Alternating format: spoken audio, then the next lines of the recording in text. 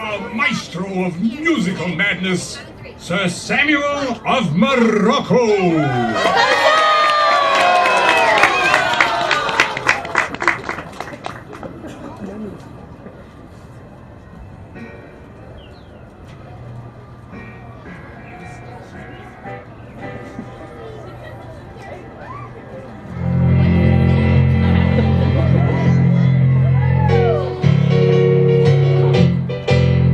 And now, lords and ladies, good gentles all, please welcome those loquacious lovers of legend and lore.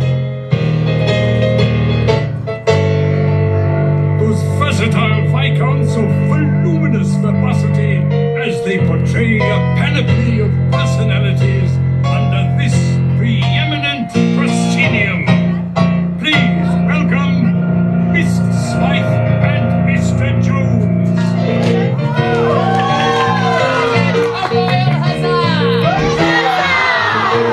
I'm Mr. Smythe. And I'm Mr. Jones. And how is each and everybody doing today? Welcome to the theater, the famous Royal Theater. And while we're in the theater, I say let's do a play. using our imagination as well as good enunciation, together we will be creating a creation that will take your breath away.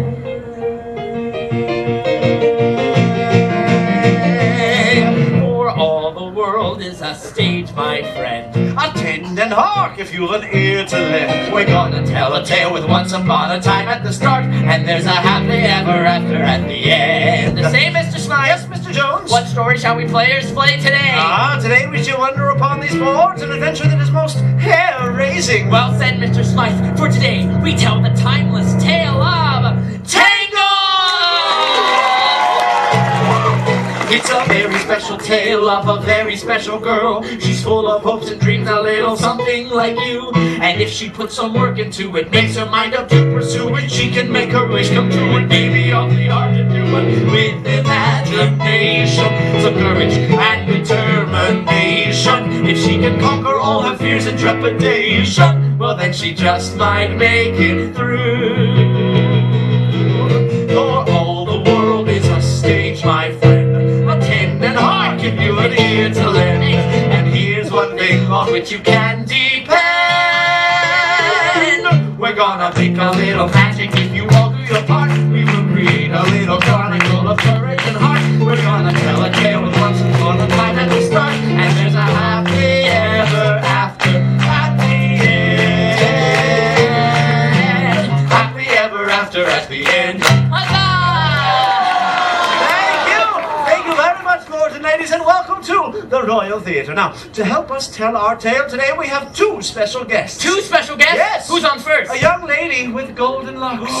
Goldilocks and her three dancing bears! No, we don't have three dancing bears. Only two? No. Just one? No, there are no dancing bears. Lords and ladies, presenting Goldilocks and no dancing bears! Wait a minute. Oh, maybe they can be the dancing bears. Look, there's a mama and a papa and a baby. No.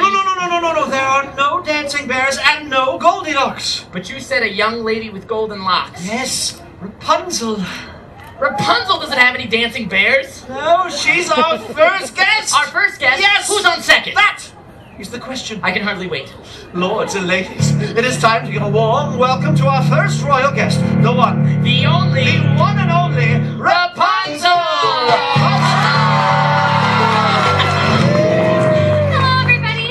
Princess Rapunzel, it is an honor to be in your presence today. And we are most delighted that you accepted our invitation to join us in a live performance of your story. Oh, it's my pleasure. After all, who better to help us tell the tale of Rapunzel than Rapunzel? Oh, this is going to be such an adventure. Now, remember, we are here to help you in any way possible. Should you wish to know where to stand, we shall show you. Should you want to know what to say, we will tell you. Should you wish to recognize one of us for most outstanding performance by a player in a leading role, drama or comedy, we shall kneel before you in humble gratitude. I'm sure you'll both be wonderful. Very well then. Are you ready? Yes. Oh, then let the play begin. Once upon a time, there was a radiant young lady named Rapunzel. Who lived at the top of a tall, tall tower. From the time I was just a baby, my mother never allowed me to go inside. Each day as Rapunzel gazed out her tower window, she wondered when would her life begin. My dream was to see the floating lanterns that appeared in the night sky every year on my birthday. But today, like every other day, Rapunzel's daydreams were interrupted by the sound of a familiar voice. Rapunzel! Mother Gothel? Let down your hair. Let me undo that for you. Wait a minute! You have no idea how long it takes to braid this. But of course! Stunt hair, please! Ooh, what's that? That is a theatrical representation of your hair. Oh, I love the theater! Rapunzel, I'm waiting. Coming, Mother! Obediently, Rapunzel lowered her hair so that Mother Gothel could easily ascend the steep tower wall. Apple, dearie. Thank you. It should be noted by all in attendance that Mother Gothel was not Rapunzel's real mother. That's right. I was kidnapped by Mother Gothel when I was just a baby. And why was Rapunzel kidnapped? Oh, Mr. Jones! because of her magic hair. Yes, which keeps Mother Gothel The fairest of them all! Why? Rapunzel, oh! Yes, Princess. Rapunzel, Mommy's feeling a bit run down. Why don't you let me brush your hair while Mr. Smythe sings your magic song? Whenever I sang the magic song, my hair began to shimmer and glow. And when it glowed, it kept Mother Gothel young with its special healing Bring back power. what once was mine. As Gothel brushed the enchanted hair, the years melted away. Like sands through the hourglass, thus were the days of our lives. Thank you, dearie. Oh, Princess? thank you, dearie. Now bring me my mirror.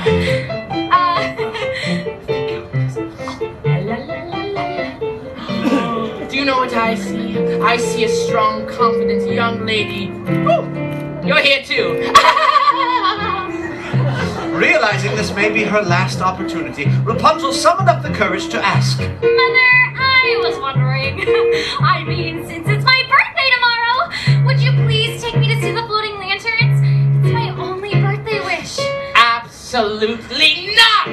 Oh no! Yes, Samuel! Flower, gleam, and glow, let your power shine, make the clock reverse, bring back what once was mine. Poof! You know what I said about the world. It's a dangerous place filled with ruffians and thugs, and that's why I locked you up here in this beautiful tower.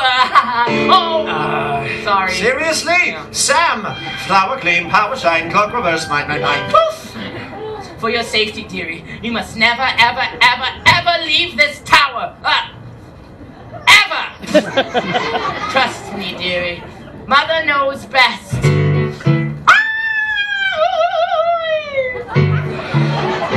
Rapunzel was determined to see the floating lanterns, so she did what any imprisoned 18-year-old girl would do. She packed up a frying pan and headed for the window. Looking down her window, she spotted a young man climbing the tower. A stranger! And as the young man hauled himself into Rapunzel's tower... Lords and ladies, a hearty huzzah for Flynn Rider! Quickly, Rapunzel did what any imprisoned 18-year-old girl who had just knocked out the climbing stranger would do. After that, she went through his belongings, found a royal crown, and hid it. Now surely I can convince him to take me to see the floating lanterns. What Rapunzel didn't know was that the crown was stolen. Flynn was a wanted man. Look, Blondie, there is no way that I will ever take you to see those floating. Okay! I'll take you to see those lanterns. Anything to get that crown back. And so Rapunzel let down her hair. And down the tower they climbed. Okay, well, this isn't weird. Climbing down here. As they scaled down the stone wall, the stranger introduced himself as Flynn Rider. And before Rapunzel could say, Holy hairbrush, Flynn! their feet were on solid ground and they were off running on their new adventure. I can't believe I did this! This is so fun! this adventure as quickly as possible. And avoid being arrested by the royal guards, Flynn said. Hey, are you hungry? I know a great place for lunch. And thus he led the way to the Snuggly Duckling Tavern. Which, as it turns out, was filled with ruffians and thugs. Hello. Whoa! Would you look at this bunch? Now this is a mean-looking bunch of ruffians and thugs. Oh, take a look at that guy. Never trust anybody with a mustache, especially a milk mustache. Oh, don't be fooled by this princess disguise here. I think I saw her on the Kingdom's Most Wanted list. Yeah, not really. You know what, Blondie? I think it'd be a whole lot safer if we just turned around and got you back home. What do you say? Let's head back to your tower and get that crown, okay? Excuse me! Are you Flynn Rider? Do I look like Flynn Rider? What do you think? Does he look like Flynn Rider? Fair enough. Get him! Give me back my stranger! I need him to take me to see the floating lanterns. It's my dream. Don't any of you have a dream?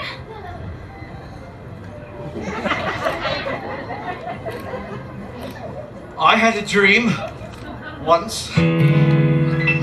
I've got a dream. I've got a dream. See, I ain't as cruel and vicious. Sorry. As I see.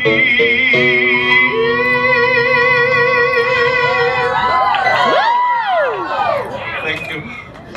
Though I do like breaking femurs, you can count me with the dreamers. Like everybody else, I've got a dream. I've got a dream too. Oh, take it away, fellow ruffian. I've got scars and lumps and bruises, and something here that oozes. And let's not even mention my complexion. But despite my extra toes, and my girder and my nose, I really want to make a love connection. He's got a dream. He's got a dream. I got a dream. She's got a dream. Just want to see the floating lanterns gleam. And with every passing hour, she's so glad she left the tower. Like all you lovely folks, she's got a dream. Yes, way down deep inside, we got a dream. Yeah! Then suddenly out of nowhere came a brand new character nobody had ever seen. Oh, well, I've seen him. That's Maximus, a horse of the Royal Guard. And he's after me! Follow me. There's a secret passage.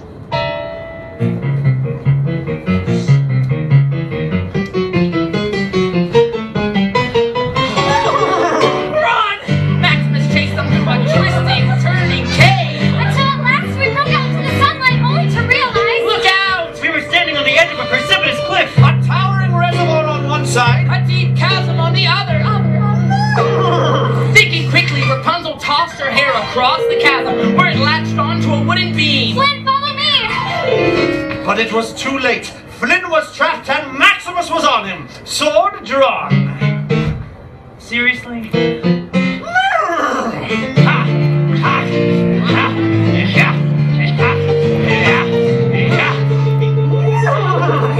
What? Sorry, I'm a little hoarse. Suddenly, with a quick, swift, and parry thrust, Maximus knocked the frying pan out of Flynn's head. That's not good! Flynn, catch! Got it! and thus, Flynn followed Rapunzel to safety. Huzzah! However, their victory was short-lived, for Maximus kicked his hooves against the reservoir, releasing a flood of water. Flynn and Rapunzel found themselves trapped in the cave, too dark to find their way out, with the water level rising. I never should have left the tower. This is all my fault, Flynn. Eugene. What? My real name is Eugene Fitzherbert. Someone might as well know. Well, I have magic hair that glows when I sing. What? I have magic hair that glows when I sing. Flower gleam and Rapunzel's hair illuminated the water with its magic light and led them out of the cave. Huzzah!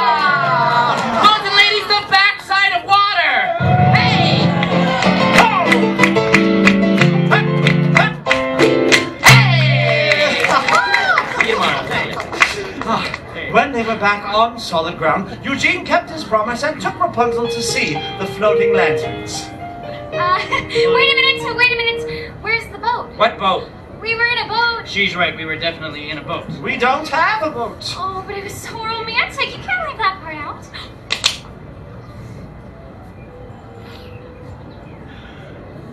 Ooh, what is that? It's a theatrical representation of our boat. Oh, I love the theater. Sir Samuel?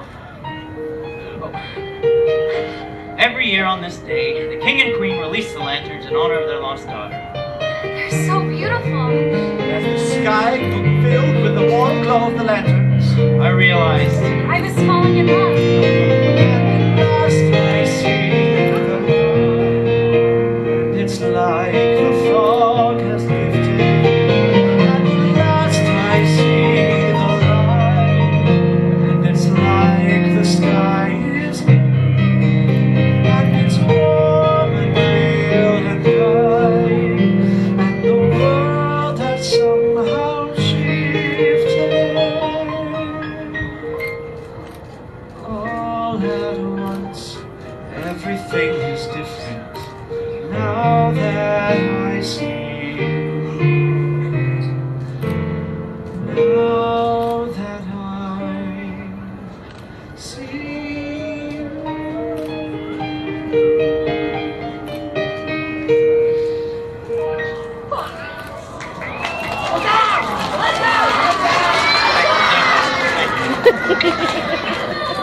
What is this picture? that's a symbol of the royal family. The king, the queen, the missing princess. Missing princess. The missing princess! Eugene, I have to go! As quickly as she could, Rapunzel raced back to her tower. Rapunzel, where are you going? Rapunzel, where have you been? Out there, discovering who I really am. I'm the missing princess. Huzzah! Well, bravo, you figured it out. Well, you and your magic hair aren't going anywhere. You're staying here and keeping me the fairest of them all. Hey! Rapunzel! Eugene! I discovered who you really are! And Eugene fell to the floor. He's dying! Well, that's the circle of life, my dear. Come along. Where are we going? Where you'll never be found again. We can't let him die! But we can't let him live and expose our secrets. Please let me heal him and I'll go away with you forever. I promise. Knowing that Rapunzel never broke a promise, Mother Gothel agreed to allow her this final act of kindness. I can't let you do this. I can't let you die. But if you do this, you will die. And so, with his last bit of strength, Eugene grabbed Gothel's knife and cut Rapunzel's hair.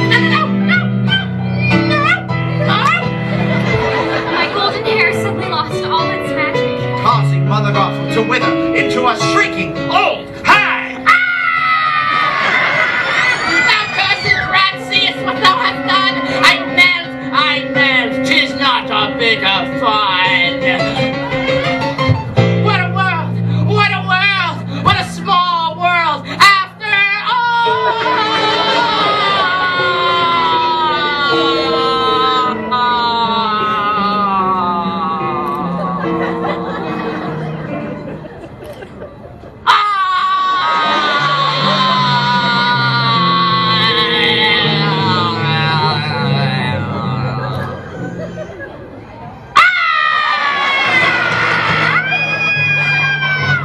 Splat.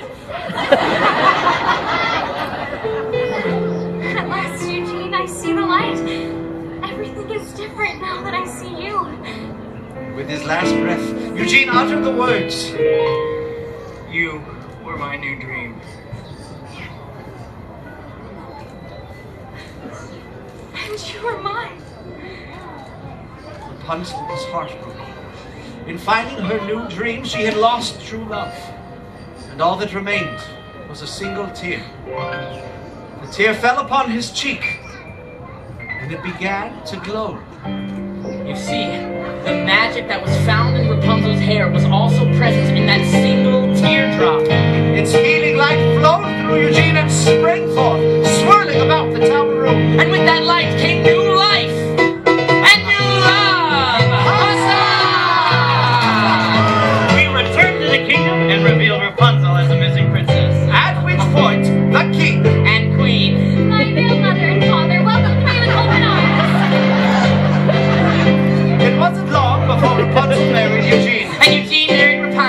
and we all lived Happily ever after.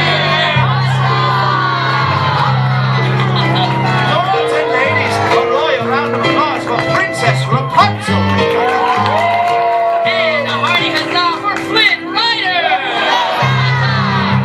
And let's hear it for Sir Samuel of Morocco.